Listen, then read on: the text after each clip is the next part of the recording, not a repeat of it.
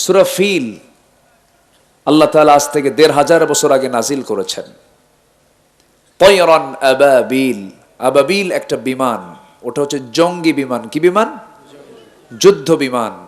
এবং যুদ্ধ বিমান থেকে যে বম্বিং করতে হয়, এই কৌশল ১৫০০ বছর আগে তারমিহিম বিহিজারাতিম মিন সিজ্জিল, সিজ্জিল নামক বোমা আর আবাবিল নামক বিমান থেকে নিক্ষেপ করা হলো আবরাহার বাহিনীর উপরে।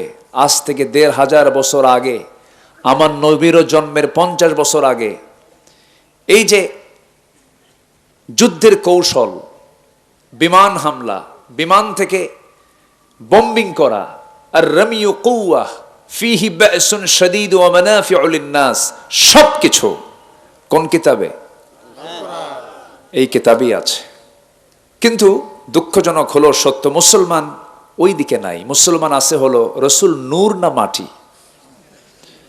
মোনাজাত হবে কি হবে না, আমিন আসতে হবে না জোরে হবে, ১ রাকাত না ৩ রাকাত, এই এত গবেষণা মুসলমানের। চিন্তা করছেন আপনি?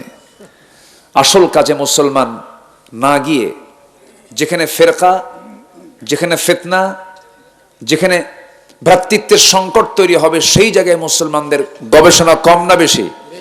বেশি। সম্মানিত ভাইয়েরা, আমরা যেখানে বসে আছি এটা জমিন, আর আমার মাথার উপর আছে হলো নীল আকাশ, আকাশ। এই মাঝখানে যে শূন্য, শুধু শূন্য না মহাশূন্য? বলেন, মাঝখানে যে শূন্যতা আমরা দেখি, এটা কি শূন্য শুধু না মহাশূন্য?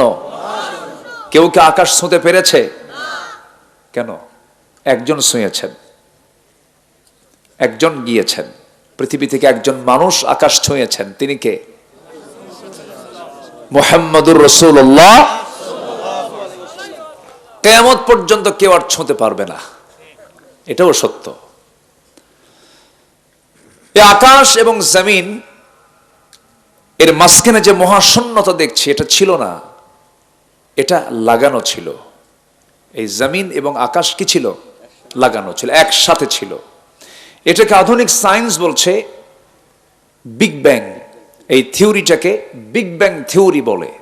যারা গবেষণা করেন তারা বুঝে নিয়েছেন এতক্ষণে, কিন্তু আমাকে একটু ব্যাখ্যামূলক না দিলে তো সবাই বুঝবেন না।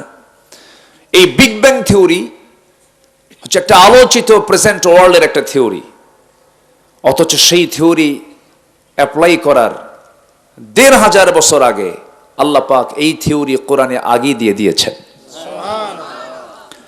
আল্লাহ রাব্বুল আলামিন বলেন, আওয়ালাম ইয়ারাল্লাযীনা কাফারু আন্নাস সামাওয়াতি ওয়াল আরদা কানাতা রাতকান ফাফাতাকনাহুমা وجعلنا من الماء كل شيء حي। জোরে বলুন আল্লাহু আকবার। কাফেররা কি দেখে না? আমি আল্লাহ রাব্বুল আলামিন আসমান এবং জমিনকে দুটা এক জায়গায় রেখেছিলাম, ফাফাতাকনাহুমা, এবং সেখানে একটা প্রচন্ড ধাক্কার মধ্য দিয়ে মহাশূন্য আমি আল্লাহ করে দিয়েছি। তাহলে এখন বলুন, বিজ্ঞান কি প্রমাণ করলো না বিজ্ঞান কোরআন থেকে ধার নিল? কি নিয়েছে? কি নিয়েছে? ধার নিয়েছে। এ শুধু একটা বললাম, আরো আছে বহু। সব সোর্স হচ্ছে কোরআন। যেখানে সব জ্ঞান শেষ, সেখানে কোরআনের জ্ঞান শুরু। জোরে বলি সুবহানাল্লাহ। সেই কালামে হাকিম থেকে, সূরাতুল আহজাব থেকে আমি কিছু কথা বলতে চাচ্ছি। শুধু একজন আকাশ ছুঁয়েছেন, তিনি কে? বলুন বলুন। Marconi, Faraday, James Watt, Copernicus, Einstein, Dalton, Galileo, এই যে বিজ্ঞানীদেরকে আমরা মহাবিজ্ঞানী বলি, কেউ কে আকাশে গেছে? তাহলে এরা যদি সামান্য ২-১টা তথ্য দিয়ে যদি মহাবিজ্ঞানী হয়, আমার নবীজি আরশ কি বলে, আকাশ পেরিয়ে, ৭ আকাশ পেরিয়ে, সিদরাতুল মুনতাহা পেরিয়ে আরশ আজিম পর্যন্ত চলে গেলেন। জোরে বলি সুবহানাল্লাহ। মিরাজ মিথ্যা না সত্য? মিথ্যা না সত্য? শুধু সত্য না মহাসত্য? মহাসত্য। কষ্ট পাচ্ছেন নাকি?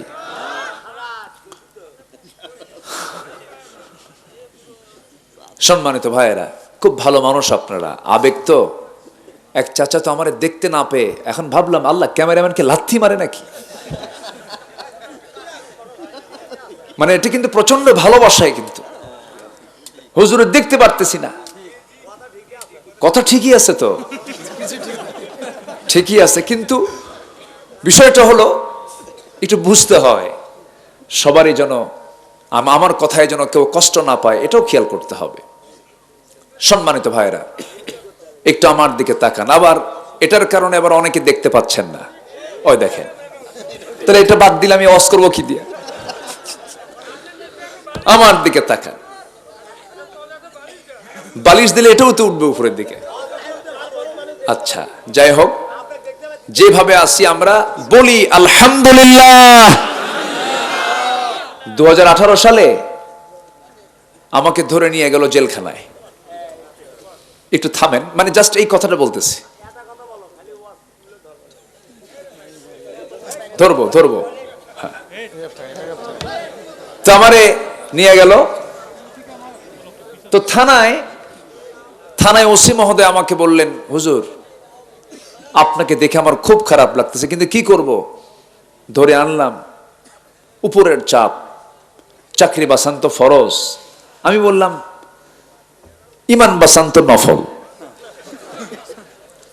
ধরে নিয়ে জেলখানায় ঢুকালো। জেলখানার মধ্যে ঢুকতে এরকম বুড়া চাচা, 85 বছর বয়স, আমার দেখে সালাম দিয়ে বলে, হুজুর আপনি জেলখানায়? খুব খুশি হইলাম। বললাম কেন? আপনি জেলখানায় ঢুকছেন, মাহফিলে যায় দেখি না ভালো কইরা, মুসাফা হয় না, কথা হয় না, জেলখানায় ঢুকছেন, খুব খুশি হয়েছি, থাকেন। কি কথা কি বুঝতে পারছেন আপনারা? এটা হচ্ছে মোহাব্বত, এটা ভালোবাসা। বলি আলহামদুলিল্লাহ। সম্মানিত ভাইয়েরা, তাহলে এই যে বিশাল পৃথিবী যিনি সৃষ্টি করেছেন তিনি আমার কে? কোরআন নাজিল করেছেন তিনিও কে? আল্লাহ। এই কোরআন এমন একটা কিতাব যা দিয়ে সবই চলে।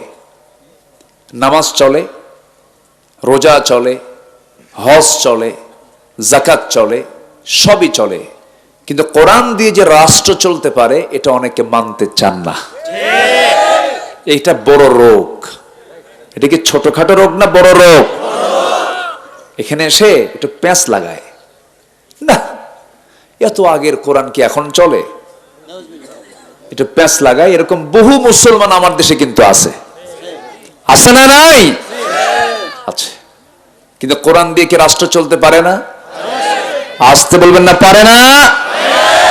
পারে। কিন্তু রাষ্ট্র চালালেই আমাদেরকে বলবে কি জানেন? মৌলবাদী। কি বাদী? বলবে রক্ষণশীল, বলবে এরা হচ্ছে জঙ্গিবাদী। এরকম করে বিভিন্ন নাটক 16 বছর আমরা আমাদের সামনে মঞ্চস্থ হতে দেখেছি। বহু বই পাইলেই জঙ্গির বই, বই পেলে কি জঙ্গির বই। মুখে দাড়ি থাকলেই কি রাজাকার। এগুলো কিন্তু আমরা দেখে এসেছি। এখন আর এগুলো নাটক চলে না, এগুলো খায় না আর জনগণ, এগুলো খায়। এখন কথা হলো, মূল বিষয়টাতে আমরা আসি। কোরআন দিয়ে যদি নামাজ চলে, রোজা চলে, হজ চলে, দান সদকা চলে, রাষ্ট্র কেন চলবে না? দেখলাম তো আমরা 54 বছর, 53 বছর, কেউ এই দেশ চালিয়েছেন 25 বছর একটানা, কেউ চালিয়েছেন 16 বছর, কেউ চালিয়েছেন 9 বছর, মাঝখান দিয়ে মঈনুদ্দিন ফখরুদ্দিনরা কয়েক বছর। সব দেখা শেষ। সবাই মুসলমান হলেও ইসলাম দিয়ে তারা রাষ্ট্র চালায় নাই। নামাজি সরকার একটাও আসে নাই। সব সরকার দেখা শেষ আমাদের। আমরা দেখতে চাই নামাজি সরকার, কোরআনের সরকার। রাজি আছেন কারা কারা? হাত উঁচু করে দেখান মুসলমান।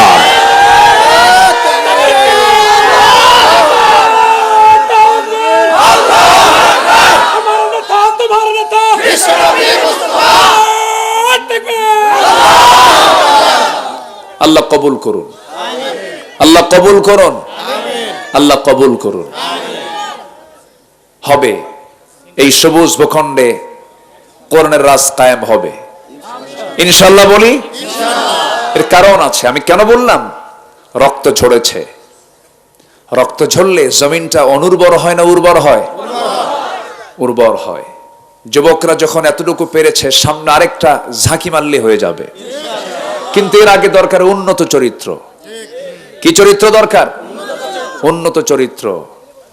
ওই গার্লস স্কুলের সামনে যায় যদি ইতিমের মতো বসে থাকো, তাহলে কাম হবে না।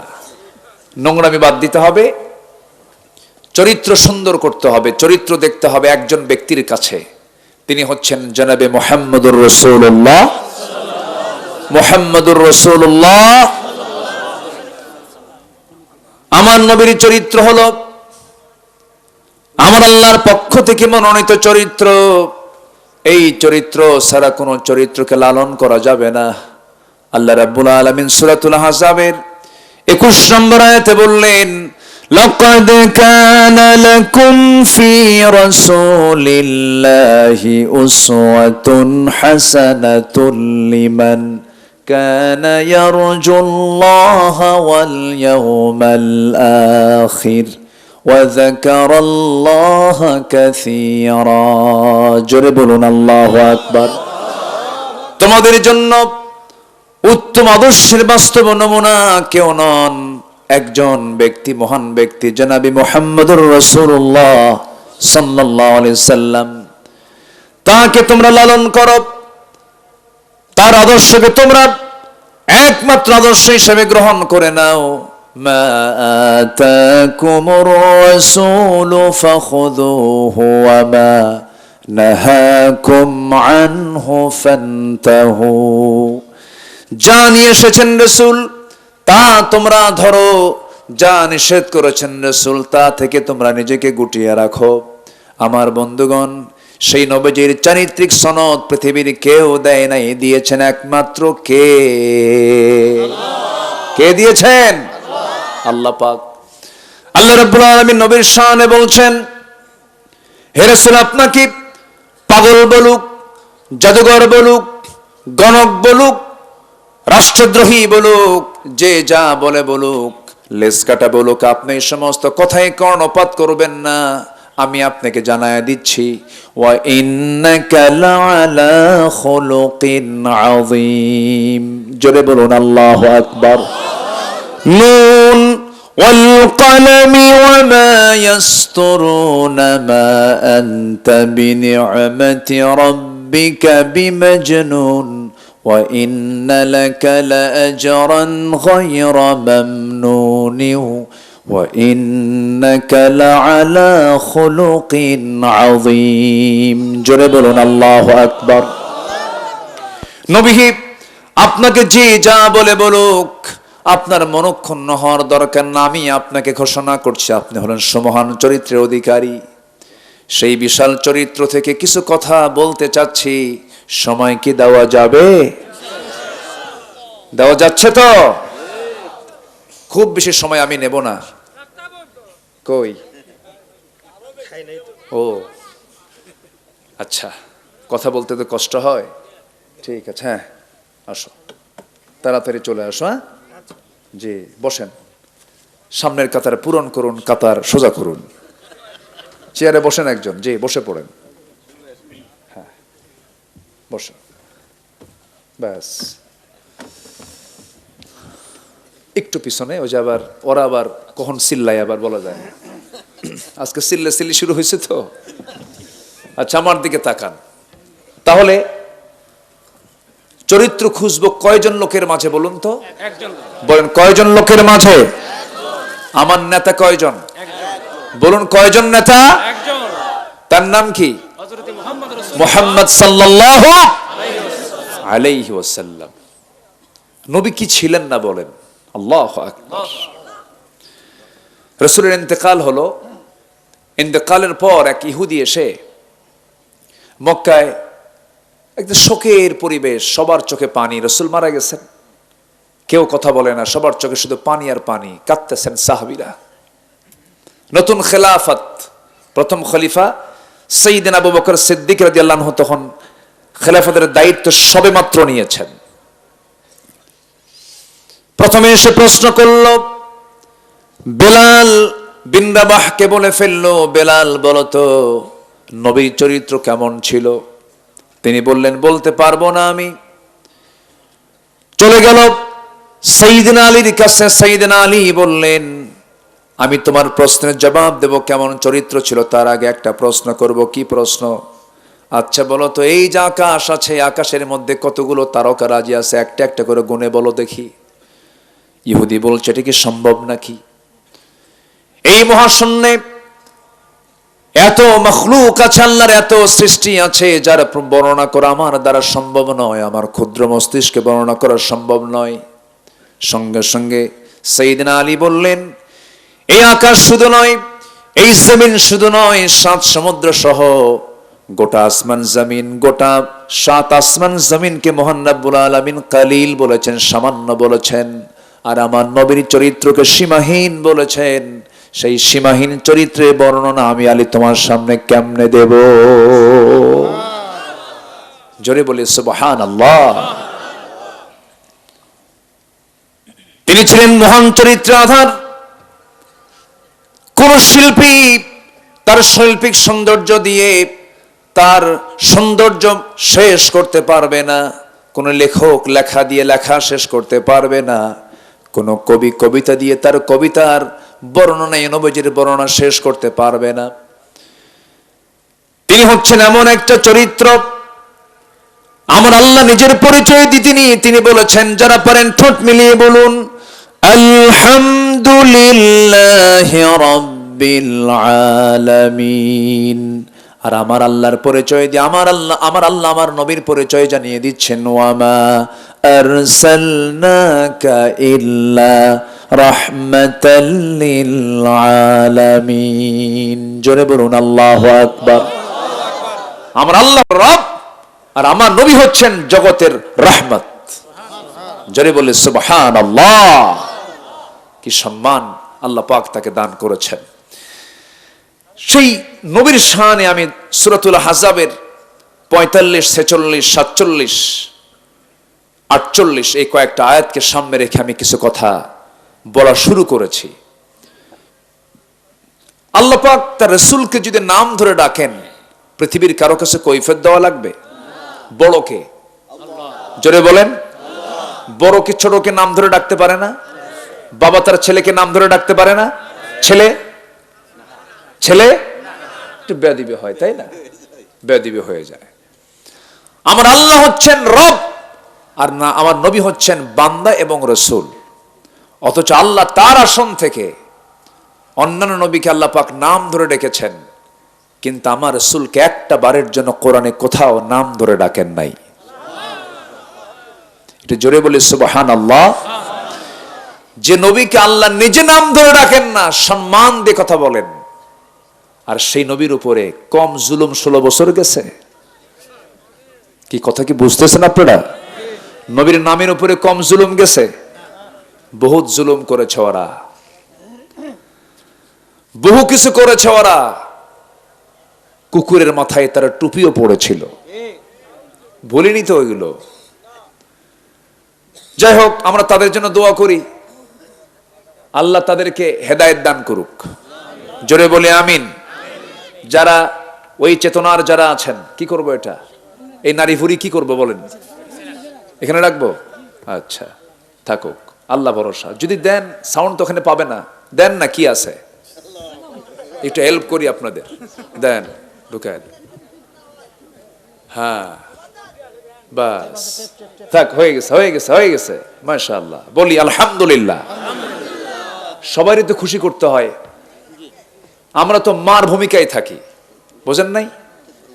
মা যেগুলো দুষ্ট বেশি, ওরে বেশি মহব্বত করে আরো। কি ঠিক আছে কিনা বলেন? এরা পরে আসছে, আসাই তো জায়েজ হয়নি পরে, আপনাদের রাস্তা ভুলে গেছে। আচ্ছা সম্মানিত ভাইয়ের, একটু আমার দিকে তাকান। তাহলে আমার নবীকে আল্লাহ তাআলা নাম ধরে ডাকতেছেন না, আর সেই নবীর সুন্নাহ টুপিকে এরা কুকুরের মাথায় পড়িয়েছিল। কতটা বুঝেন? এবং রাসূলকে বলেছে একাধারে 16 বছর। এদেশের বুদ্ধিজীবী নামের কিছু নাস্তিকজীবী রাসূলকে বলেছে মৌলবাদী রাসূল, জেনাকার রাসূল। এরকম বহু কথা বিভিন্ন ব্লগ থেকে বলা হয়েছে, শুনেছি, কিন্তু তাদের কোনো বিচার বাংলার জমিনে হয়নি। বিচার করেছে কার? বিচার করেছে হলো আল্লামা সাঈদীর মতো একজন কিংবদন্তির বিচার ওরা করতে পেরেছে। এই তাফসীর মাহফিলে যখন আসি বুকটা ফেটে যায় জানেন। এই বগুড়ার শাহ সুলতান মাঠে, কি সুলতানগঞ্জ মাঠে, সেন্ট্রাল হাই স্কুল মাঠ ছিল তার শেষ 2009 সালের কত 25 ফেব্রুয়ারি তার ছিল লাস্ট মাহফিল। বগুড়াবাসীর সঙ্গে তিনি সর্বশেষ কথা বলে গেছেন। সম্মানিত ভাইয়েরা, 2009 সালে আমার প্রথম জীবনের হজের সফর, আমি একসঙ্গে একই বছর, যে বছর আমি যাই সে বছর ওনারও শেষ হজ।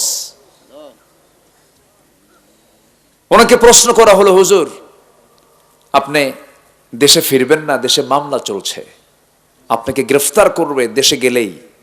উনি মুস্কি হাসি মেরে বলেন, আলেমরা পালায়? আলেমরা তো পালায় না। আমার জনগণ, আমার দেশের জনগণ জিম্মি হয়ে থাকবে, জেল খাটবে, হামলা মামলা খাবে, আর আমি এখানে আরামে থাকবো না? আমিও যাবো জেলে, সমস্যা কোথায়? কি কথা কি বুঝতেছেন? কথা বোঝা যায়? দেশকে কারা ভালোবাসে বুঝে নিতে হবে। একটা বিষয় মাথা রাখবেন,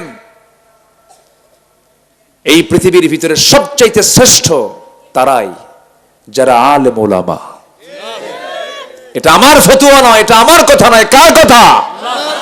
আল্লাহর কথা।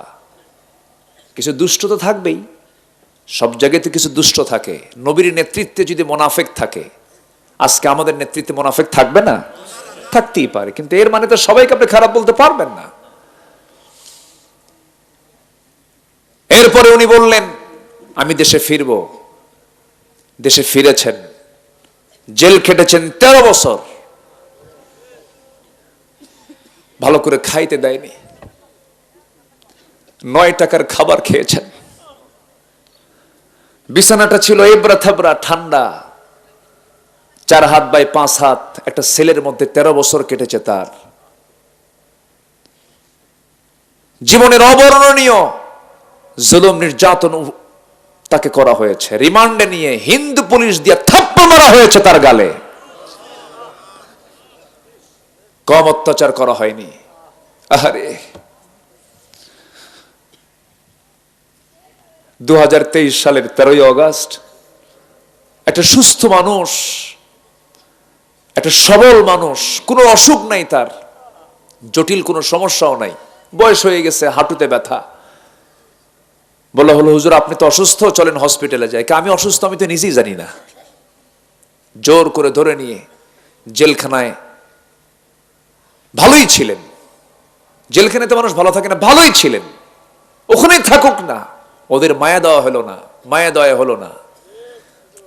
তাকে নিয়ে ভারতীয় প্রেসক্রিপশনে হসপিটালে নিয়ে বিষ প্রয়োগ করে তাকে পয়জনিং করে হত্যা করা হয়েছে। এই তাফসীর মাহফিলের প্ল্যাটফর্ম থেকে জানান দিতে চাই, অবিলম্বে জগৎ বিখ্যাত আলেমের খুনিদের প্রকাশ্যে ধরে চূড়ান্ত শাস্তি নিশ্চিত করা হোক। এমতের পক্ষে রাজি আছেন কারা কারা? হাত উঁচু করে দেখান মুসলমান।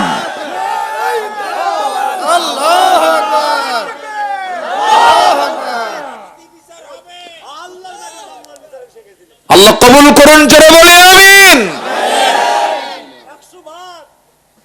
আল্লাহ কবুল করুন, জোরে বলে আমিন। আমার দিকে তাকান।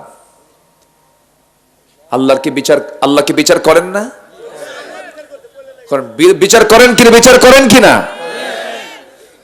হাইরে শেষ পর্যন্ত আমরা বলেই ফেললাম, অনেকে বলেই ফেললো, না মরা পর্যন্ত উপায় নাই। কি কইছে না? এত হতাশ।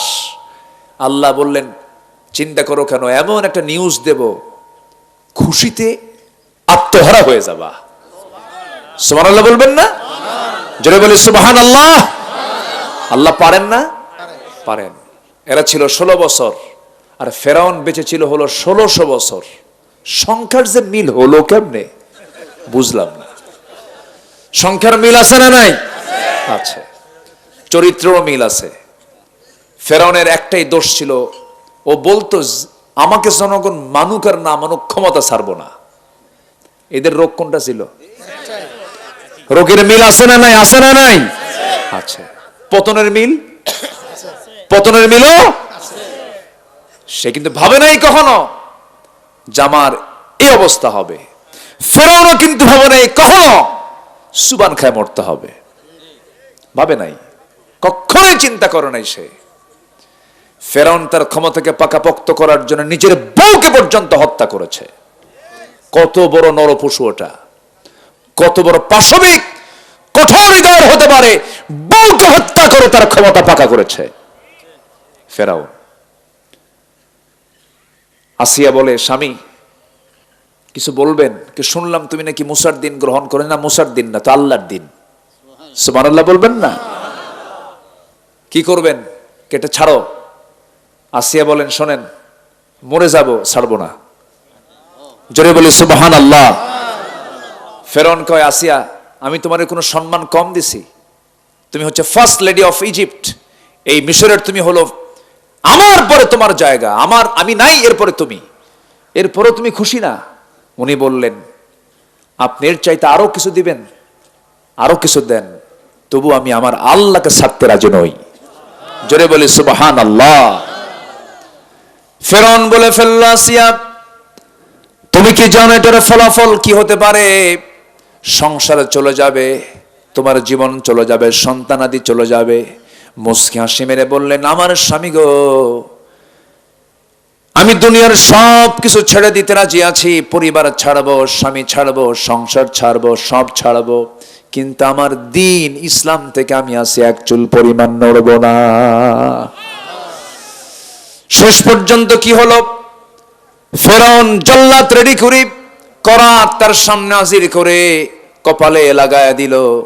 আসিয়া আলাইহিস সালাতু ওয়াস সালাম চোখের পানি ফেলে ফেলে আল্লাহকে দোয়া করে বলছেন, আল্লাহ আমার তো মনে হয় শেষ সময় হয়ে গেছে, আমি দুনিয়া থেকে বিদায় নিয়ে নেব, কিন্তু তোমার কাছে আমার একটা দোয়া, সেই দোয়াটা হলো আমি যদি দুনিয়া থেকে বিদায় নেই, আমার একটা দোয়া, সেই দোয়াটা কোরআনে কোট করেছেন আমার আল্লাহ নিজে আমার আপনার জন্য। এই যে দোয়াটা পড়া, আসিয়া যে দোয়া পড়েছে, তিনি কি দোয়া করেছেন?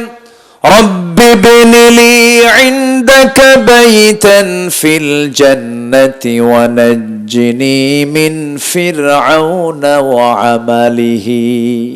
আল্লাহ তুমি আমার জন্য বানায়া দাও একটা মাত্র ঘর, সেই ঘরটা হওয়া চাই তোমার ঘরের দেওয়ালের সাথে,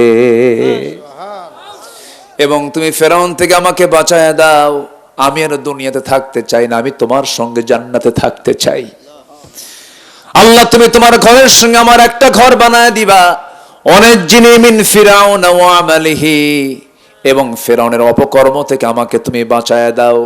করাত দিয়ে চিটতেছে তার মাথা, আর মুখ থেকে বের হচ্ছে লা ইলাহা ইল্লাল্লাহ। জোরে লা ইলাহা।